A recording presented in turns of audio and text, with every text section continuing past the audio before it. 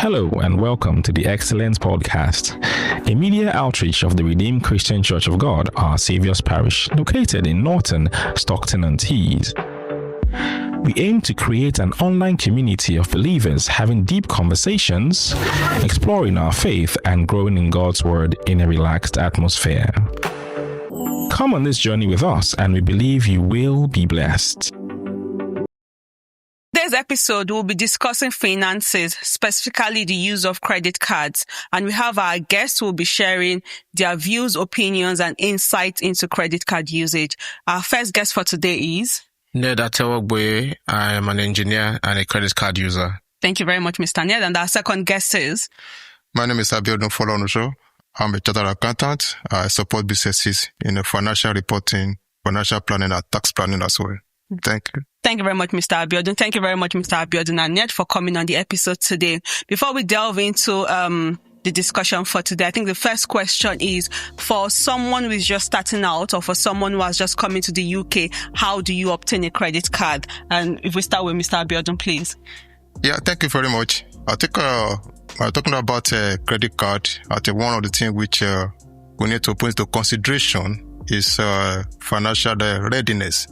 When anybody wants to get a credit card, you must be ready that you'll be ready to comply with the different rules and the regulations that are attached to use of credit card. You know, Bible says in Luke chapter 14, verse 28, that when anyone of you want to build a tower, you want to first of all sit down, count the cost, and whether you're able to finish it or not. So readiness is very, very important, and that's one thing which we need to put into consideration. For example, like repayment of the credit card is very important. Are you ready to pay back? Do you have something on ground, that will help you, to pay the back? Are you to pay the money back? Do you have a source of income, which is very important? And apart from that, I know that there are different credit cards that are available in the market. We have some for students, and we have some that you can get, just to build your credit as well. So all that you need to factor in, and the category where you are before you can get it. Mm-hmm. And also you need to also look at the reward and the conditions attached to each credit card as well. The APR, talking about the interest rates, very, very important, because you cannot just assume that, okay, is any card I can get and I'm fine with it. No, you are looking at the availability, which most of the times the credit card the company will also look into before they can give you all these things. And most important thing, before you can also get it, you need to be in the electoral register. You have to register for election with your local council before you can even get any approval so much, before you can, have access to it. Thank you. Yeah, thank you very much. That's quite enlightening. I never knew you had to be on the electoral register before getting a credit card. Thank you for that. Mr. Ned, do you have anything to add to that? Well, in my opinion, it varies for, like you said, how you came into to the UK. For me, in my case, I was offered the credit card. I did not apply for it, but I think I already had an account with the bank that was functioning, so they probably did all the background check and offered me one, and yeah, that was it. Okay. Thank you very much, sir. So for someone, for example, who is not registered on the electoral register, who doesn't have a bank account, can they just walk into any bank and say, look, I want to have a credit card? Is that possible? Yeah, it's not about just walking into any bank and apply. Even online, you can also look for it, and not really compulsory that you have to be in an electoral register. Mm-hmm. But at times it boosts your chances of getting the credit card. So you have to look into that, and if possible, you can get a lower interest rate, because those are the other factors which credit card company also look into before they can. So it's apart from walking to bank, check online, which is applicable to you, whether as a student or you want to use it to boost your credit. It's always available. Thank you very much, sir. So my next question is, what are your personal views on the use of credit cards? So I'll start with you, Mr. Ned. What are your personal views? Do you think it's financially wise to use a credit card, or do you think it's a potential financial trap?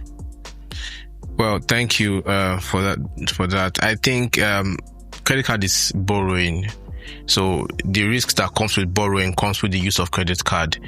It could be a potential trap. It could be a get out of jail card. So it depends on how you are playing it and your understanding of it.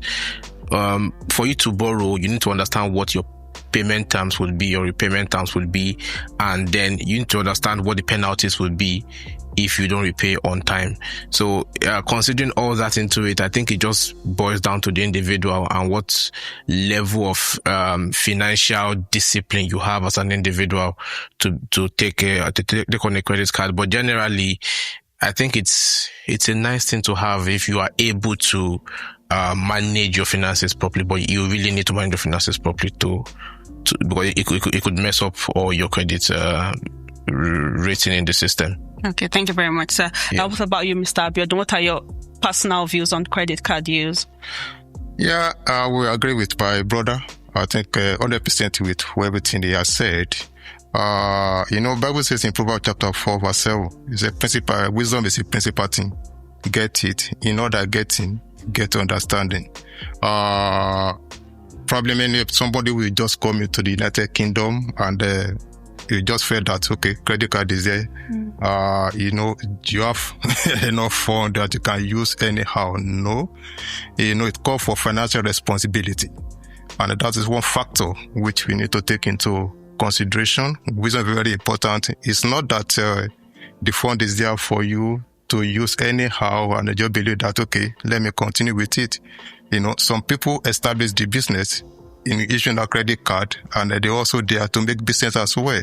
So these things you need to, take into consideration before you can also apply, so that you not enter into debt trap. And when you find it difficult to pay back, when all those things are due, it becomes difficult for you because the interest rate will be accumulating at that particular period. When your source of income cannot accommodate the repayment with the interest, it becomes a problem to you, even to the family as well.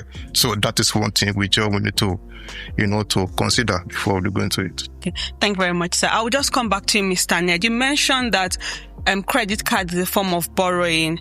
Do you think that as Christians, relying on credit card is kind of saying that we don't have faith in God's provision? Does it reflect a lack of our faith in God's provision for us? Well, God would supply all our needs, and as Christian, He is our supplier. But we would need tools and would need means of payment. Every day you go around, you still make one transaction or the other. And it is better, in my opinion, to make those transactions through a credit card if you are guaranteed that you are going to make that payment. That is the caveat. So the thing is, credit cards can push you to impulse spending, and that part, God doesn't want it. It can push you to excessive flamboyance. You see that you have a 5,000 credit card, for example, and you think you could spend it how you want. It is borrowed money with very high interest rates. So God would not want you to be indebted, but to borrow for use to return, I don't think I don't think it denies God's supply over your life. I don't know whether I have a different opinion. On what you said about flamboyance and impulse spending, do you think that credit cards could potentially be a tool to cause a Christian to sin or fall into the devil's trap? Yes, it could. So you have, like I said, I painted a scenario of 5,000. Your salary is probably not even in that region yet, but you go all out at once and spend it up on something that is frivolous. In my opinion, I think the average credit card rating at the moment, the average APR at the moment would be about 23%. There is not much that you can invest your money into that will give you 23%. Repayment. So the trap is when you spent that money and you are paying an interest of 23%. That's due to lack of repayment. So I think in the end you have to wait properly and understand what you are getting into before you make that spending. But no form of impulse spending, in my opinion, should be through a credit card. It should be for the standard things that you do. You get your phone bills if possible, shopping for groceries and the likes, because you could get some reward by doing that. But you want to buy a watch to add to your several watches. How ready is your account? How ready is your paycheck to handle that transaction? So that's what you should look at, in my opinion. Okay, thank you very much, sir. Just coming back to you, Mr. Ben, do you have anything to contribute to that? Yeah, thank you so much. Just as my brother has said, I think when we're talking about trusting in God for supplying our needs, and at the same time, because help is not coming, that's what puts us into going into debt. And at times we forget that God also calls us for stewardship of what we have. If you look at in book of Matthew chapter 25, I think from verse 14, Bible, Jesus Christ gave examples of a man who went on a journey, and he gave a talent, to his servant, one with 5, one with 2, one with 1, and they traded with it, and one brought another 5, the second one brought 2, but the one with 1, Bible says he hid it. So that shows, lack of stewardship as God expects of us. So it's not that God is not interested in our well-being, and he has said in his word that he will surely supply all our needs according to riches in glory. And that is why I will agree with my brother that no matter how this is the system, the way it is established, and you have to look into it very well, whether it is something which you need to go into or not, because God is always there ready to supply our needs. And one of the things it can help you to do is to build your finances, your credit rating in the market. Because at times you want to get some loans or apply for mortgage some other time. So it's not a matter of not putting trust in God. God expects, accountability from you as a Christian. You need to put that into consideration, and also help you to stabilize your finances and the payment all the time. And God is always there to supply our needs. That doesn't mean that use your credit card. Because God does not supply your needs, you want to use credit card to get what you get. No, that is very wrong, and I will not advise anybody to go into that. Thank you, sir. That then brings me to my next question. So as Christians, as stewards, how do we balance our financial responsibilities with trusting God to supply our needs? Balance is, it has to do with discipline. Just as my brother said the other time, you have to discipline yourself. As I said earlier, credit card is not there for you to use anyhow. Discipline is very, very important. What are you using that credit card for? Because most of the credit cards, they expect the payment in the next 30 days. The minimum payment which is expected of you, they expect you. So you look at it, do you have another source of income that will help you to pay that money back, so that you not accumulate debt to know for yourself. And contentment is very important. Just as I believe, be content with what we have, and then once we are satisfied with it, you don't chase people.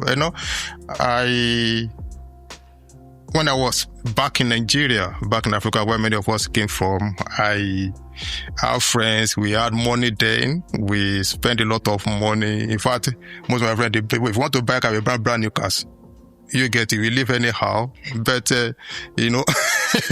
I was, because of the friend I was, working with, it doesn't bet. Here, when I came back, I had to think twice that, look, this is not, it's no longer where we came from. This is another place where you have to put your financial intelligence into practice, so that things can work out better for you tomorrow. Thank you very much, sir. Thank you so much for that. You talked about avoiding high interest rates, and I'll just take this question to Mr. Ned. How do we avoid high interest rates and accumulating debt on our credit cards? So I will speak from my experience. I haven't used a credit card for a while, over 5 years.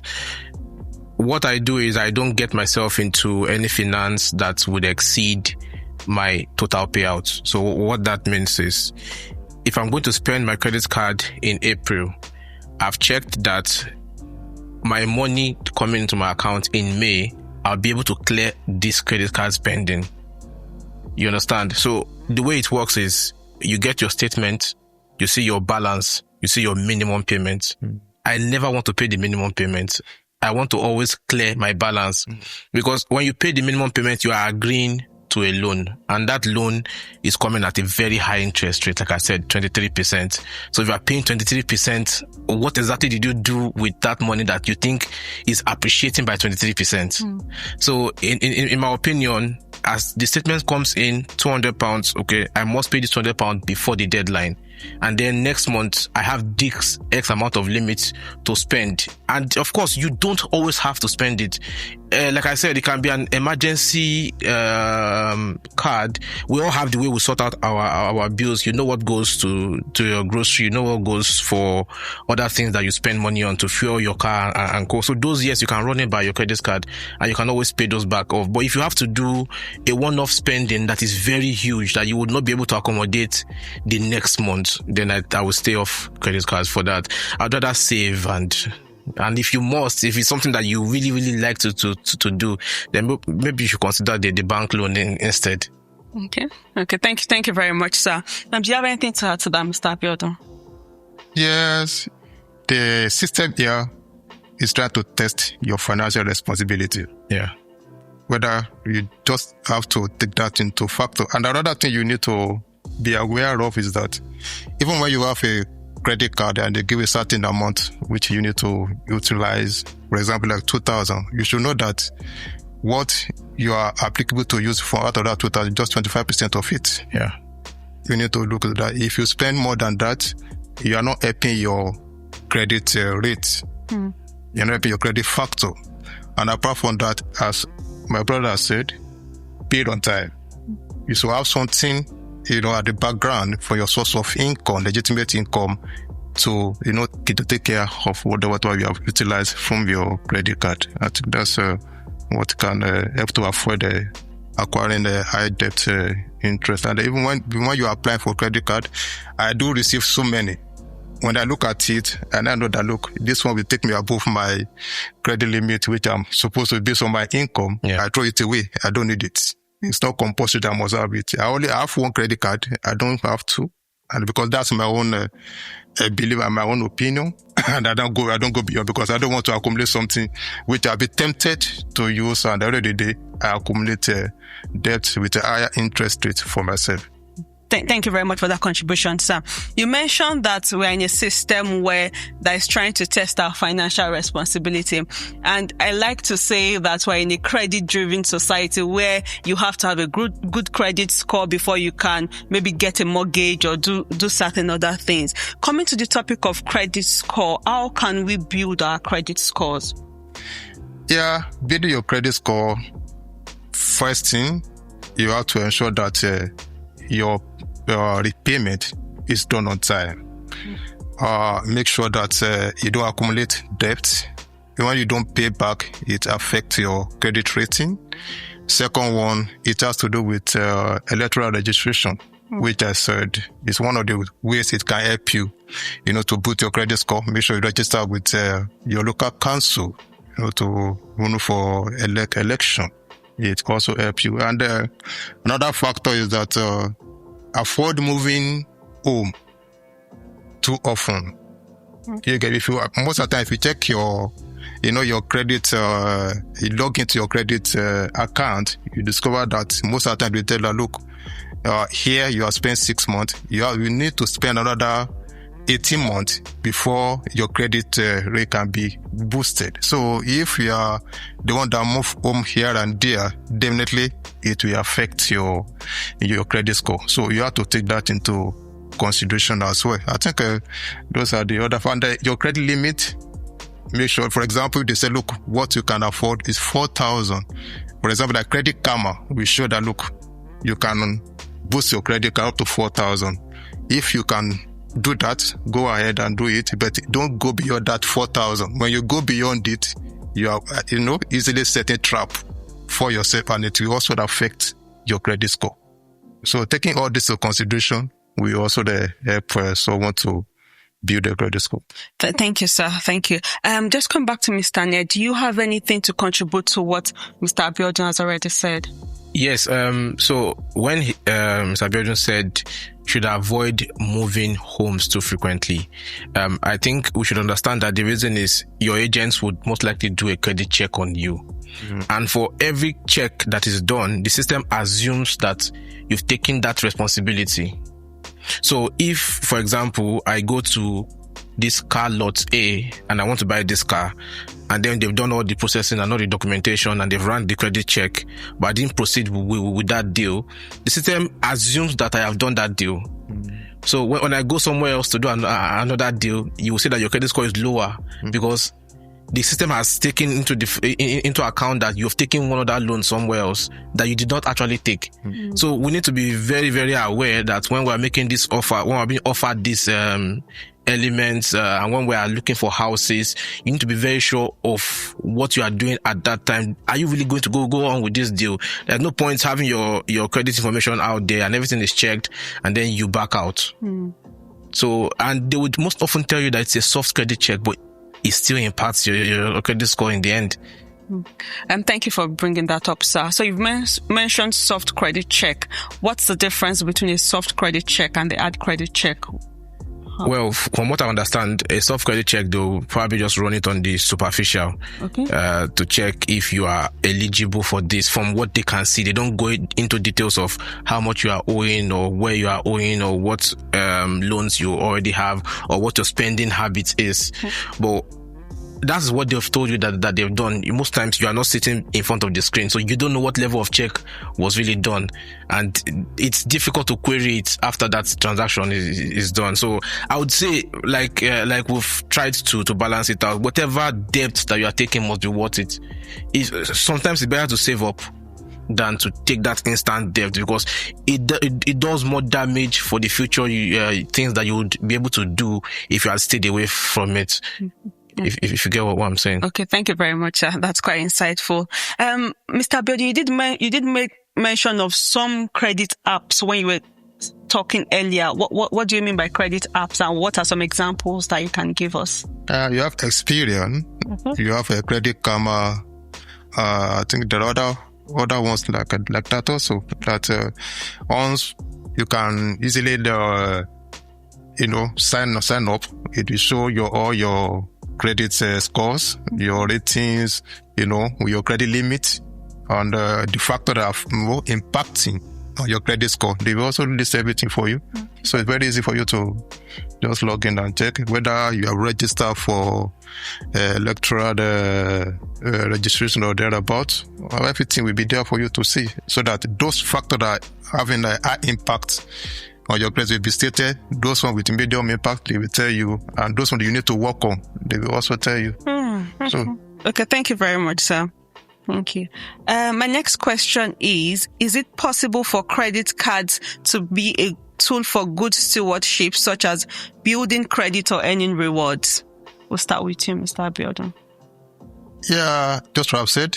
It helps, using the credit card helps you to boost your credit scores.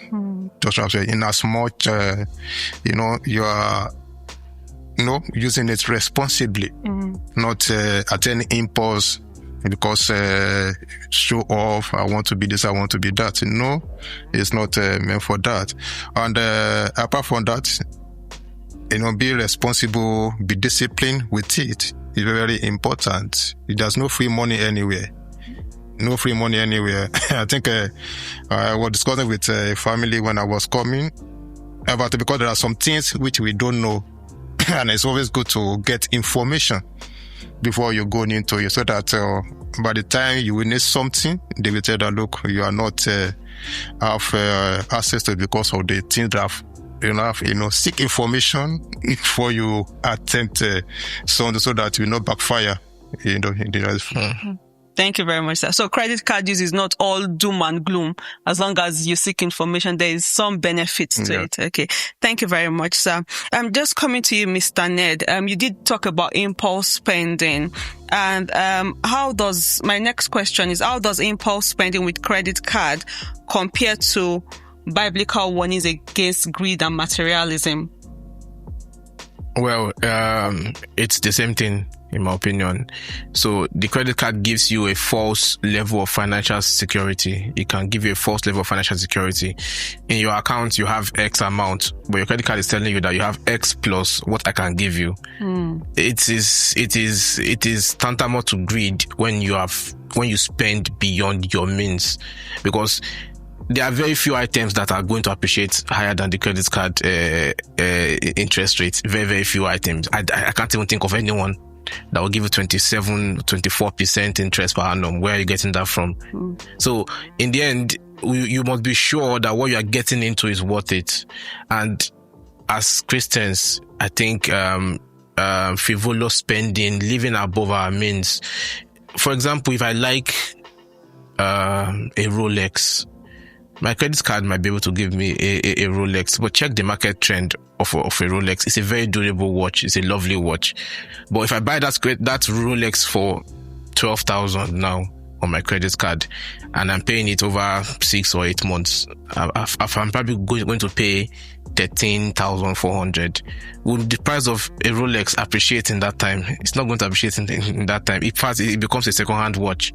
So, of what use is having that expensive item just because you want to show off? It's fine if you can afford it and you have to save up to it. It's fine if you want to gift yourself something, but there is being in debt and there's being indebted. So you can owe if you have a plan to pay, but you are indebted when it is sinking you. You cannot. You are working tirelessly. You are working more than normal to pay back, and it's God's. Like it says it's will for us that we prosper and be in good health. So you can't prosper if you're not able to build. And then you cannot build if you are spending beyond your means. So that's where you should always check it and watch. It's a trap if you are not disciplined, like Bafolonsho has said. Thank you very much, sir. That was quite insightful. Thank you so much. I think we've established the good and bad of credit card usage at this point, and I would really like to appreciate the two of you for coming on the episode today. I have two more questions, okay, and my next question will be going to Mr. Abiodun. How can Christians ensure their financial decisions reflect faith in God rather than on their credit card? Yeah, I think the Bible says that we should put our trust in God. And he said that he has promised that he will never leave us nor forsake us. Very important. Putting our trust in God is very important. In as much as you believe you are a child of God, every of your needs, the provision, will also will surely be met. There can be challenges. I will get in it, but I still believe that God is still on the throne. Not as much. He's just like a father to us, and he said he will take care of us. I think yesterday I was studying my Bible, and I was going through the book of Luke chapter 12, and the Bible was talking about Jesus Christ was talking to his disciples. He was saying that look, that even the sparrows, you get to see that even as small as they are, your Father in heaven will take care of them, and none of them fall into ground without the knowledge of your Father. Even the number of your hair, God knows everything. Are you getting? But seek the kingdom of God first and His righteousness, others shall be added unto us. I think trusting God for things is very important, and managing our finances, within our limitation, is very important. Praise the Lord. So I think we need to, take this into factor as well. Putting trust in God is always there. And since, if I agree with my brother, we need to differentiate between needs and wants. When Jesus says, and God will supply all your needs according to your riches in glory, He didn't say wants. Yeah. Are you getting it? He didn't say wants, He said needs. Things that are paramount to you. If you go beyond that needs, you go for wants, then it become a problem, for us as believers. If possible, that credit card will be a problem to you, don't go for it as much as it. Just go to within within your limits. If you cannot afford to buy a car, it will become a problem for you. Go for the one that is, you can afford. Are you getting it? At least everybody put a car on the road. Nobody knows that you drive, I drive. Everything. So, whether it is big or the other thing, but it doesn't really mean. And if I must say, one of the advice I always give to people, I'm an advocate of having a personal business. Apart from working with someone. If you look at United Kingdom today, it's an SME in the SME economy. 98% of businesses in United Kingdom is on SME. I manage thousands of clients in my companies. I manage their accounts, and I could see that people who are actually making money in this country are the people who are into businesses. Are you getting it? And so, apart from, don't rely too much about your salary, paid job, because anything can happen tomorrow. What do you fall into? Build up something that will help you, that will support you tomorrow in case of any event or circumstances you cannot control. I've seen people who, even out of the properties, they are making almost £500,000 per annum in this United Kingdom. But it was not, we just finished the assessment for January 31st. £500,000, and we have people who are cool money, they are making money. And that's why I say I'm an advocate. I manage people's businesses account, and I know what it takes. If you cannot afford now, whatever you can afford, build up something, build up a business, start with something. And you discover that the people who want to laugh at, they don't laugh at you. But at the end of the day, you know where you are going, you know what you are aiming at. Exactly. Before you know it, you are building something, for the future. Exactly. For example, in the United Kingdom, they say at the age of 65, you get retired. Yeah, you get him. What do you fall into? Like pension, apart from those who are into civil service, that they pay them 29% pension. Most of the businesses, they pay 5 or 7% or 8%, which is not sufficient for you. Yeah. What do you fall into? By the time you get to the old age. All these things we need to consider so that in the future won't cripple for yourselves or for the children. Thank you. Yeah, thank you very much. I think we need to bring you another episode to talk to us about starting businesses and SMEs. We also want to make £1 million a year. Me personally, I want to. Thank you very much, sir. That was very insightful. And my last question is to Mr. Ned. What role does contentment play in avoiding excessive credit card debt? Yeah. So from what we've said today, it feels like we are, it might appear like we are advocating for credit card use, but that's not it. We're advocating for balance in your finances. That's the key. And in saying that, we mean if you don't have financial discipline, there's a stage. If at the moment you are struggling to manage your in and out without the credit card, you don't need a credit card because you're just going to increase your debt profile. So you don't necessarily need to have it if at this time you don't have one, but you are still struggling. So you might not have that advantage. It's like Bro Folonsho said, it's using a credit card, you are expected to spend around 25% of it at once because you expect to pay back the next month. And the funny thing is that they will not prompt you. So if you don't pay, you don't get any notification that you are owing till you receive the next bill, and then you see that you've incurred debt. So what I would say is that we should always maintain a very healthy finance level.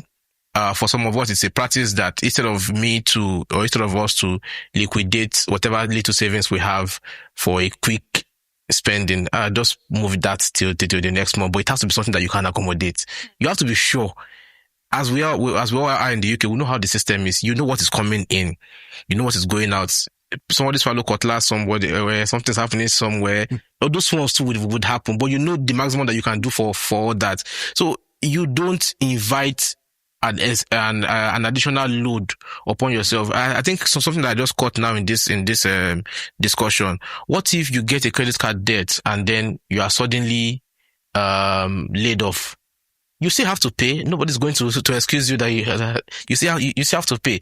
So you must keep your debt profile very low, very low. And that is what I would say. So, and you can only do that by being contented. Just stay within your brackets. If it's the little car that you can afford, be fine with it.